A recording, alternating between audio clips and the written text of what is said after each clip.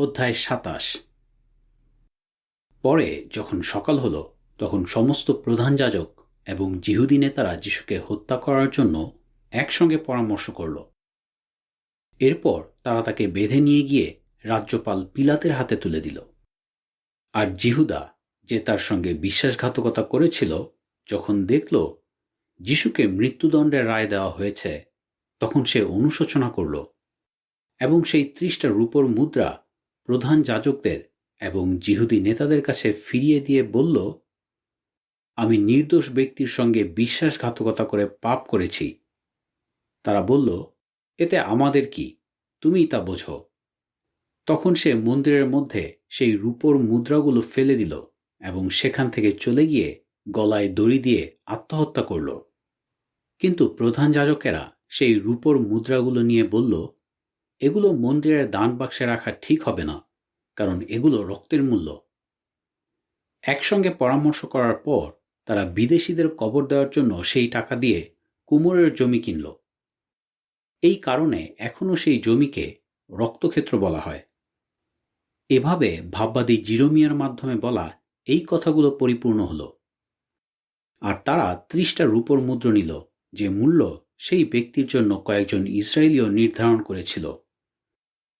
আর তারা তা কুমোরের জমির জন্য দিল, যেমন যেহোবা আমাকে আদেশ দিয়েছিলেন।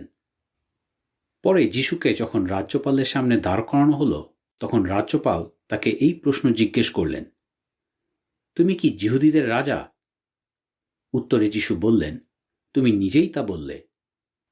কিন্তু প্রধান যাজকেরা এবং যিহুদি নেতারা যখন তার বিরুদ্ধে বিভিন্ন অভিযোগ করতে লাগল, তখন তিনি কোনো উত্তর দিলেন না। এতে পিলাত তাকে বললেন, তুমি কি শুনতে পাচ্ছ না তারা তোমার বিরুদ্ধে কত অভিযোগ করছে? কিন্তু যিশু কোনো উত্তর দিলেন না, একটা কথাও বললেন না। এতে রাজ্যপাল অত্যন্ত আশ্চর্য হয়ে গেলেন। প্রতি নিস্তার পর্বের সময় রাজ্যপাল তার রীতি অনুযায়ী লোকদের অনুরোধে একজন বন্দীকে মুক্ত করে দিতেন। সেই সময় বারাব্বা নামে একজন কুখ্যাত বন্দীকে আটকে রাখা হয়েছিল। পরে লোকেরা যখন পিলাতের সামনে একত্রিত হল, তখন তিনি তাদের জিজ্ঞেস করলেন, তোমরা কি চাও? আমি কাকে মুক্ত করব? বারাব্বাকে নাকি যিশুকে, যাকে খ্রিস্ট বলা হয়? কারণ পিলাত জানতেন তারা হিংসার বশে যিশুকে তার হাতে তুলে দিয়েছিল। এছাড়া তিনি যখন বিচারাসনে বসেছিলেন, তখন তার স্ত্রী তাকে এই বার্তা পাঠিয়েছিলেন, সেই ধার্মিক ব্যক্তির প্রতি কিছুই করো না, কারণ গত রাতে আমি তাকে নিয়ে অনেক খারাপ স্বপ্ন দেখেছি। কিন্তু প্রধান যাজকেরা এবং যিহুদি নেতারা লোকদের উস্কে দিল যেন তারা বারাব্বাকে মুক্ত করে দিতে আর যিশুকে মৃত্যুদণ্ড দিতে বলে। তখন রাজ্যপাল তাদের বললেন, তোমরা কি চাও? এই দুজনের মধ্যে আমি কাকে মুক্ত করব? তারা বলল, বারাব্বাকে। পিলাত তাদের বললেন, তাহলে যিশুর প্রতি আমি কি করব, যাকে খ্রিস্ট বলা হয়? তারা সবাই বলল, ওকে দণ্ডে ঝুলিয়ে দাও। তিনি বললেন, কেন? সে কি অপরাধ করেছে? কিন্তু তারা আরো চিৎকার করে বলতে লাগল, ওকে দণ্ডে ঝুলিয়ে দাও। পিলাত যখন দেখলেন তার প্রচেষ্টা বিফল আর লোকদের মধ্যেও গণ্ডগোল দেখা দিচ্ছে, তখন তিনি জল নিয়ে সকলের সামনে হাত ধুয়ে বললেন, এই ব্যক্তির মৃত্যুর জন্য আমি দায়ী নই, তোমরাই তা বুঝবে। এতে সমস্ত লোক বলে উঠল, আমরা এবং আমাদের সন্তানেরাই ওর মৃত্যুর দায়ভার গ্রহণ করছি। তখন তিনি লোকদের জন্য বারাব্বাকে মুক্ত করে দিলেন, কিন্তু যিশুকে চাবুক মারার আদেশ দিলেন। আর এরপর তাকে দণ্ডে বিদ্ধ করার জন্য সৈন্যদের হাতে তুলে দিলেন। পরে রাজ্যপালের সৈন্যরা যিশুকে রাজ্যপালের বাড়িতে নিয়ে গেল এবং সমস্ত সৈন্যদলকে তার চারপাশে জড়ো করল। আর তারা তার কাপড় খুলে নিয়ে তাকে গাঢ় লাল রঙের কাপড় পরালো এবং কাঁটার মুকুট তৈরি করে তার মাথায় পরিয়ে দিল, আর তার ডান হাতে একটা নলখাগড়ার ডাঁটা ধরিয়ে দিল। এরপর তার সামনে হাঁটু গেড়ে উপহাস করে বলতে লাগল, যিহুদিরাজ নমস্কার। আর তারা তাকে থুতু দিতে লাগল এবং নলখাগড়ার ডাঁটা দিয়ে তার মাথায় আঘাত করতে লাগল। এভাবে তাকে উপহাস করার পর তারা তার শরীর থেকে সেই লাল কাপড় খুলে নিল এবং তার নিজের কাপড় পরিয়ে দিল। এরপর তারা তাকে দণ্ডে বিদ্ধ করার জন্য নিয়ে গেল। বাইরে যাওয়ার সময় তারা শিমোন নামে কুরিনীর একজন ব্যক্তিকে দেখতে পেল। তারা তাকে যিশুর যাতনাদণ্ড বয়ে নিয়ে যাওয়ার জন্য বাধ্য করল। পরে তারা যখন গলগথা অর্থাৎ মাথার খুলির স্থান নামে এক জায়গায় এলো, তখন তারা তাকে তেতো দ্রব্য মেশানো দ্রাক্ষারস পান করতে দিল। কিন্তু সেটার স্বাদ নেওয়ার পর তিনি আর তা পান করতে চাইলেন না। পরে তারা তাকে দণ্ডে বিদ্ধ করার পর খুঁটি চেলে তার কাপড়গুলো নিজেদের মধ্যে ভাগ করে নিল এবং সেখানে বসে তাকে পাহারা দিতে লাগল। আর তার বিরুদ্ধে এই অভিযোগ লিখে তার মাথার উপর টাঙিয়ে দিল, এই ব্যক্তি যিশু, যিহুদীদের রাজা। তাঁর সঙ্গে দুজন দস্যুকেও দণ্ডে বিদ্ধ করা হলো, একজনকে তার ডান দিকে এবং আরেকজনকে তার বাম দিকে।